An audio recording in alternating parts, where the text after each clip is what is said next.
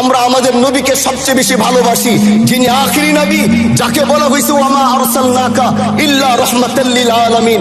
আমরা বারবার দেখছি কিছুদিন পর পর কারা যেন কিভাবে এসে আল্লাহ নবীর শানে কটূক্তি করে, নবীকে নিয়ে অশ্লীল ভাষায় গালিগালাজ করে। এই দেশের মানুষ নামাজ না পড়লেও যদি কেউ নবীকে কটূক্তি করে তার কলিজা ছিঁড়ে যায়, সে রাজপথে নেমে যায়। আমি বলবো যারা নবীকে কটূক্তি করে, নবীর নামে গালিগালাজ করে, এদের মৃত্যুদণ্ড এই আইনটাও যেন বাংলাদেশের এই সংসদ থেকে পাশ করা হয়।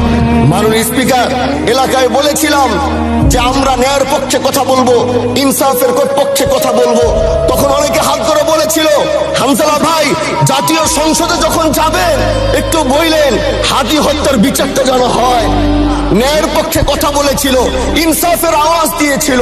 আমাদের মতোই যুবক মাননীয় স্পিকার, তিনি এই যে স্বপ্ন বলেছিল এক সুন্দর বাংলাদেশ করবার, রাস্তার ভিতরে সেই স্বপ্ন থামিয়ে দেওয়া হয়েছে।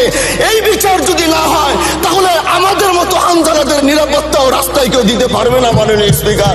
এই জন্য আপনার মাধ্যমে আমি বলতে চাই, হাদি হত্যার বিচার যেন সুনিশ্চিত করা হয়।